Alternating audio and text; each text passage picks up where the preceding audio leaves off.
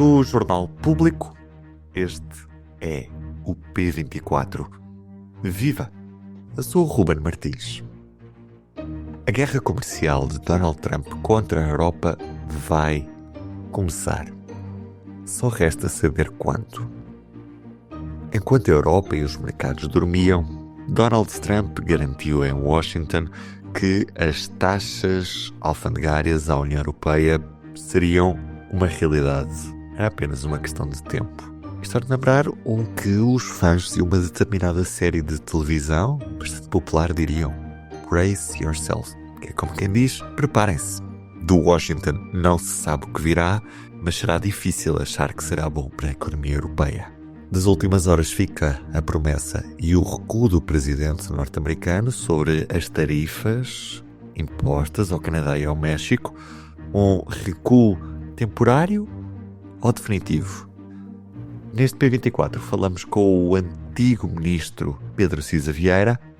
Já lá vamos, para já, diretos aos Estados Unidos, com o correspondente do Público no país, Pedro Guerreiro. Afinal, há ou não há taxas alfandegárias decretadas pelos Estados Unidos? Eis o resumo possível das últimas 48 horas.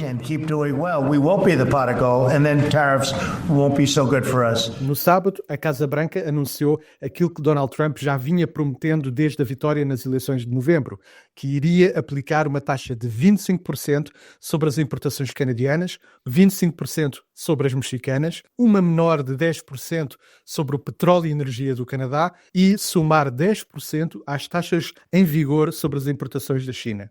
Estas medidas deviam ter entrado em vigor hoje, terça-feira. Ainda no sábado, o Canadá respondeu praticamente na mesma moeda, anunciando uma tarifa de 25% sobre um conjunto alargado de produtos americanos. This morning, the Trump administration's tariffs against three of our largest trading partners took effect. E o México disse que ia preparar uma medida semelhante. No entanto, o México também disse que mantinha a porta aberta para um diálogo com Donald Trump. E isso aconteceu ao longo de domingo e de segunda-feira, e foi precisamente o México o primeiro país a anunciar ter chegado a um acordo com Donald Trump, e depois o Canadá. As tarifas estão agora suspensas durante o mês para o Canadá e para o México, e os mercados financeiros reagiram positivamente, revertendo parcialmente as quedas que foram registrando ao longo do dia. Um indicador é que Donald Trump costuma estar muito atento, mais até do que os avisos feitos pelos seus economistas e pela própria Reserva Federal norte-americana, de que as tarifas iam causar enormes prejuízos económicos aos próprios norte-americanos. E o que é que México e Canadá ofereceram a Trump em troca da suspensão das tarifas? Praticamente aquilo que já tinham prometido em dezembro, que era reforçar a segurança das suas fronteiras para combater dois fenómenos apontados por Donald Trump como justificação para punir os seus vizinhos norte-americanos: o tráfico de droga, e sobretudo o fentanil, e a imigração ilegal. Será um ganho assim tão importante para o presidente norte-americano? Pode ser suficiente para Trump dizer aos seus apoiantes que ganhou esta breve guerra comercial, evitando por agora os graves efeitos económicos que a própria Reserva Federal norte-americana avisava que iriam ocorrer. Depois deste contexto do Pedro Guerreiro, estou à conversa com o antigo ministro Pedro Cisa Vieira, que entre 2018 e 2022 foi o rosto da pasta da economia nos governos liderados por António Costa. P24, o seu dia começa aqui. E começa bem. Pedro, então, antes de tudo, bem-vindo ao P24. Obrigado. Donald Trump diz que a taxação norte-americana aos produtos da União Europeia vai acontecer porque, e cito, a União Europeia se aproveita dos Estados Unidos, já que não ficam com os carros americanos e não aceitam os produtos agrícolas dos Estados Unidos. They don't take our cars, they don't take our farm products, they take almost nothing. Isto é verdade? A União Europeia aproveita-se comercialmente dos Estados Unidos? Não, há um sistema global internacional que demorou décadas a instalar e que fez com que a estrutura da economia e da indústria assente em que os bens são produzidos nos locais que estão mais bem preparados e que conseguem produzir mais barato. Isso depois determinou uma especialização internacional dos países, aliás, que hoje em dia se vem dizendo, é em desfavor da União Europeia, que está muito especializada em produtos e bens que são de outras alturas, automóveis, indústria química, etc. É verdade que no comércio internacional de bens, de mercadorias, a União Europeia tem um excedente comercial muito significativo, cerca de 150 mil milhões de euros, com os Estados Unidos. Mas, por exemplo, quando vamos ver o comércio internacional de serviços, os Estados Unidos têm um superávit na relação com a União Europeia. No conjunto global, a Europa vende mais aos Estados Unidos do que compra, mas a verdade é que nos serviços a Europa tem um grande déficit nos serviços financeiros, na área das tecnológicas, etc. Portanto, poderia compor-se um pouco este sistema internacional. Aliás, pense que, por exemplo, foi no tempo de Bill Clinton que se fez a zona de comércio livre na parte norte do continente americano, a NAFTA, entre o Canadá, o México e os Estados Unidos. E foi isso que levou a que muitas empresas se instalassem no México para fabricar bens ou componentes de bens que depois são exportados para os Estados Unidos. Isso foi muito discutido no primeiro mandato de Donald Trump, que depois acabou por fazer um novo acordo, e ele agora novamente está a pôr em causa isso, logo com estas primeiras tarifas que impôs ao México, ao Canadá e à China. Portanto, ele basicamente está a tentar recompor o sistema comercial internacional de uma forma que é muito imprevisível, que abre, digamos assim, a discussão logo de uma forma muito violenta, e a coisa que provavelmente tem que se dizer é a seguinte: quem paga por estas decisões são, obviamente, os exportadores dos países que são afetados pelas tarifas, mas, na verdade, como é muito difícil substituir estas importações por parte dos Estados Unidos, provavelmente isto vai ser, umas tarifas são impostos que os importadores pagam. Portanto, o importador nos Estados Unidos vai ter que pagar essas tarifas, que depois vai repercutir no preço dos bens que cobra aos consumidores americanos. E isso vai ser muito violento. Quer isto dizer que, na prática, apesar do presidente Donald Trump ter prometido este controle da inflação, o risco é o oposto, é o aumento brutal dos preços para os consumidores norte-americanos. É isso, Pedro? De alguma maneira, é isso que vários economistas têm estado a dizer, ou seja, que as tarifas que o presidente Trump quer impor podem determinar imediatamente o aumento de preços de bens que não podem ser muito facilmente substituídos, que vai depois, mais a médio prazo, determinar uma redução do comércio global, particularmente se houver retaliações, e que isso vai determinar não só numa primeira fase aumento de preços de bens que os americanos vão continuar a precisar de comprar, mas numa segunda fase até uma quebra do ritmo de crescimento da economia mundial, se não mesmo uma recessão nos países mais afetados.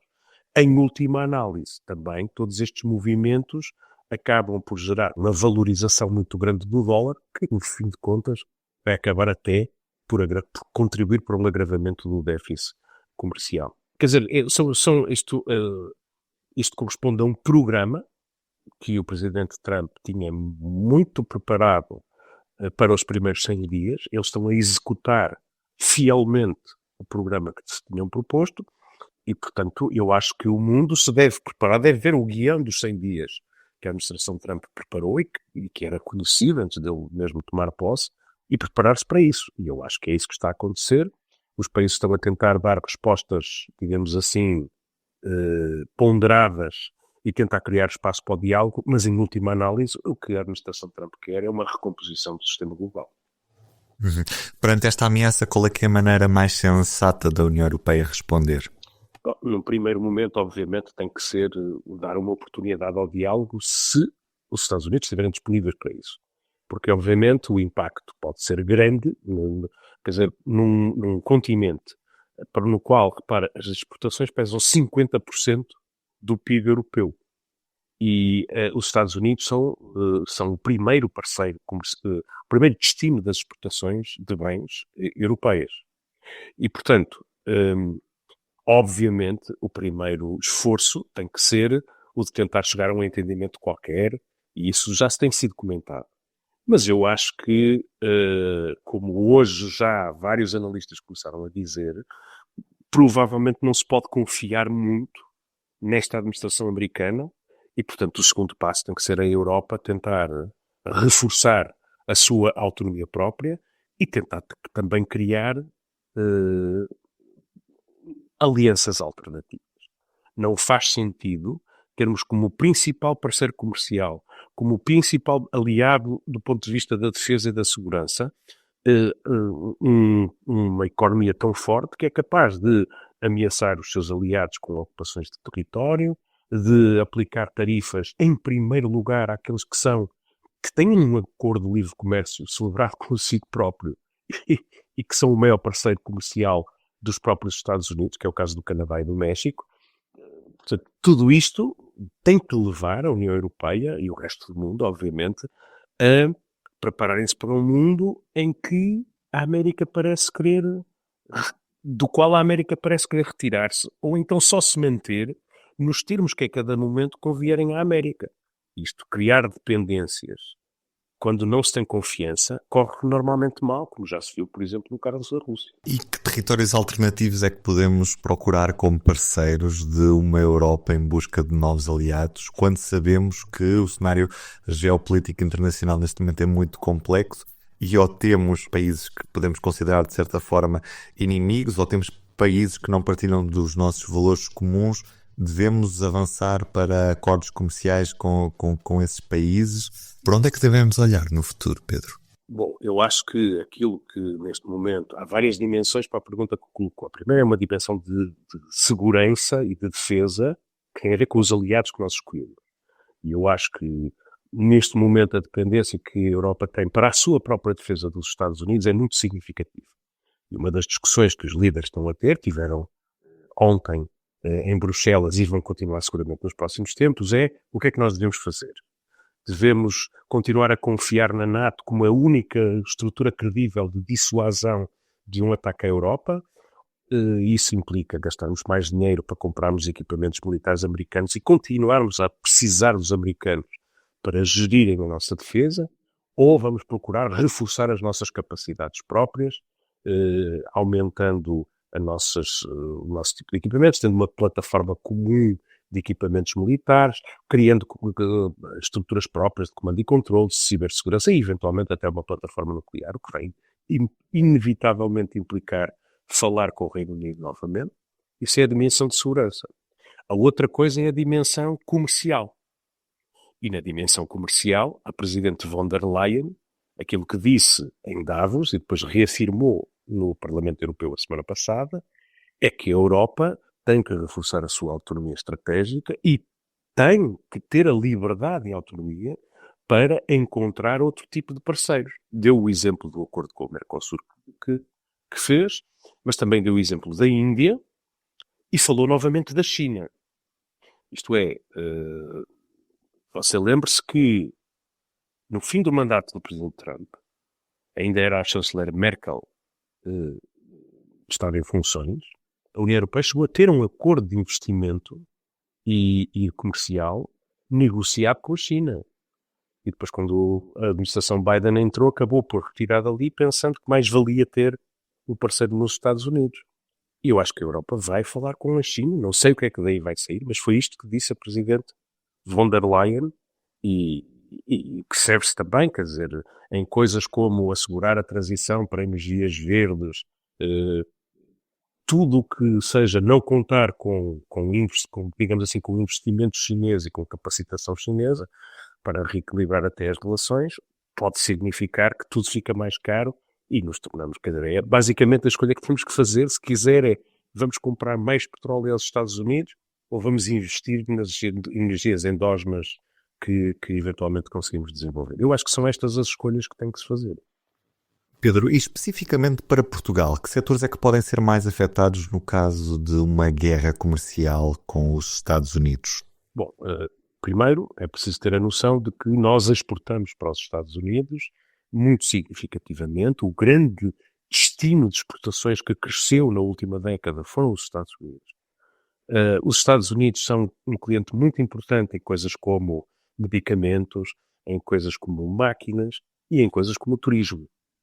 E, portanto, há um conjunto de bens que poderão ser afetados se houver tarifas de 10% impostas à União Europeia, como o Presidente Trump tinha dito durante a campanha eleitoral, mas eu acho que o maior problema que nós teremos é se houver efetivamente uma guerra comercial, e a economia europeia se ressentir disso e entrar em recessão. Porque 70% das nossas exportações vão para os países europeus.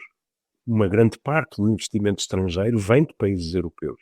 E, portanto, que sendo a Europa afetada, nós seremos indiretamente afetados por essa guerra comercial, mais do que até nas relações diretas. Pedro, muito obrigado por este bocadinho. Foi um prazer ter falado consigo. Ora, essa foi um gosto. Para terminar, uma recomendação, porque neste fim de semana tivemos a grande gala dos Prémios Pods, os prémios que todos os anos distinguem os melhores podcasts portugueses. O público tinha 3 nomeados. Este P24, que está a ouvir neste momento, na categoria de Informação, Política e Economia, como assim, na categoria do Lifestyle, e o vencedor da categoria de Jogos e Passatempos sobre Carris, público.pt, ou então na sua aplicação preferida para ouvir podcasts. Não se esqueça de subscrever o P24 ou qualquer outro podcast do Público e de deixar os seus comentários. Estamos sempre disponíveis para ouvir. Ruben Martins deste lado, da minha parte. É tudo por hoje. Tenham um bom dia e até amanhã. O Público fica no ouvido.